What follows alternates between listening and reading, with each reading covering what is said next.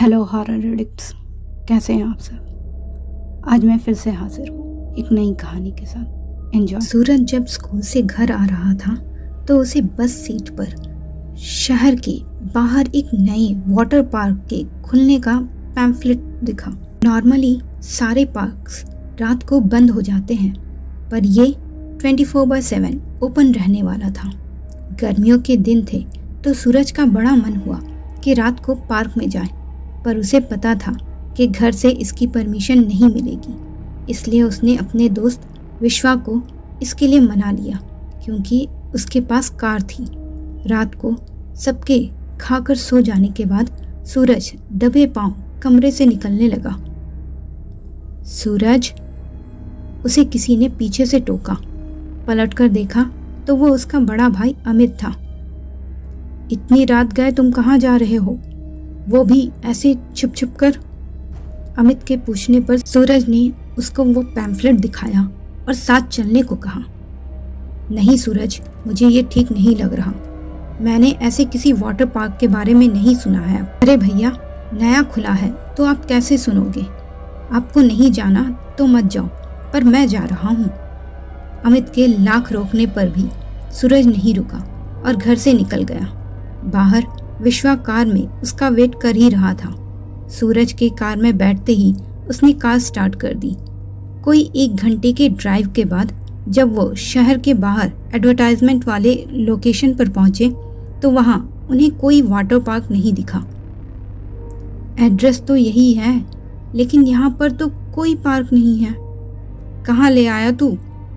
विश्वा ने हैरान होकर कहा।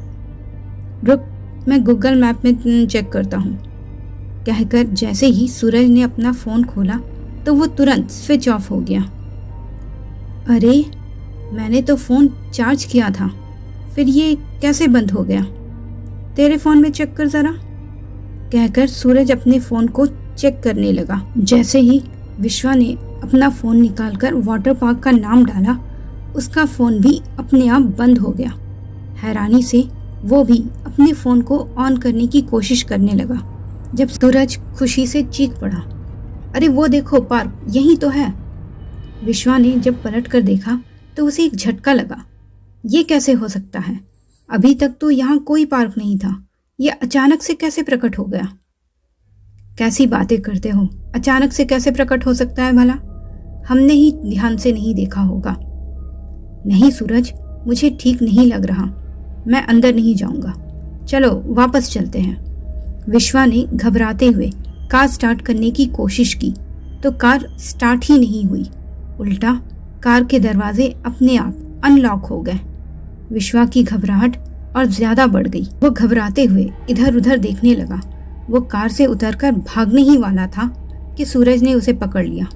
तुम क्यों इतना डर रहे हो? पार्क ही तो है, कोई हॉन्टेड हवेली नहीं, और मैं हूं ना तुम्हारे साथ। चलो। सूरज उसे पार्क के अंदर ले गया।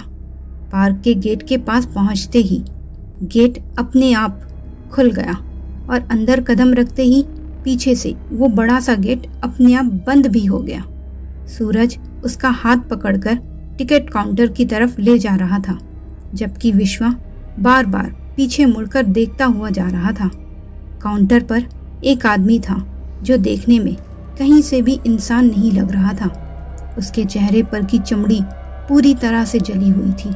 उसके नाक और होंठ गायब थे, सिर्फ पीले दांतों की पंक्ति ही दिखाई दे रही थी।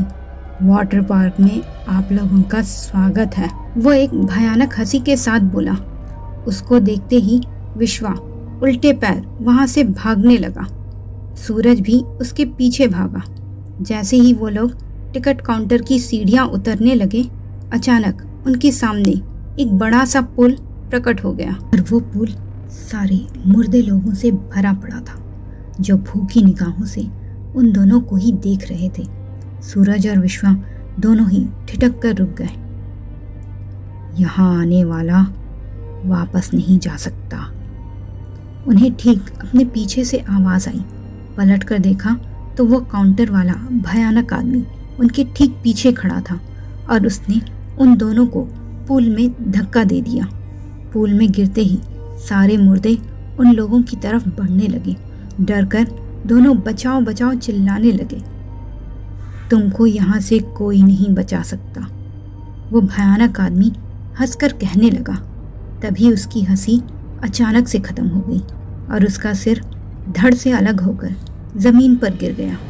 सूरज जोर से चिल्लाया, भैया हमको बचाओ, यहाँ से बाहर निकालो। अमित हाथ में लोहे का रॉड थामे उस आदमी के पीछे खड़ा था। सर के अलग होने से धड़ भी जमीन पर गिर गया। अमित ने उन दोनों को उस पूल में से बाहर निकाला और उस भयानक आदमी के शरीर को पूल में धकेल दिया। पूल के मुर्दे उसके शरीर को खींचते हुए नीचे ले गए। तब वो तीनों वहां से पूरी ताकत लगाकर भागने लगे और दीवार फांदकर बाहर निकल आए। तुम लोग ठीक हो ना? अमित ने दोनों के कंधों पर हाथ रखकर पूछा तो दोनों ने हाँ में सिर हिलाया। मना किया था ना तुमको, मत जाओ। अगर मैं तुम्हारे पीछे यहाँ नहीं आया होता तो क्या होता? सॉरी भैया, आगे से मैं कभी ऐसा नहीं करूँगा, सूरज ने सिर झुकाकर कहा। सूरज ने उसको वो पैम्फलेट दिखाया और साथ चलने को कहा। नहीं सूरज, मुझे ये ठीक नहीं लग रहा। मैंने ऐसे किसी वाटर पार्क के बारे में नहीं सुना है।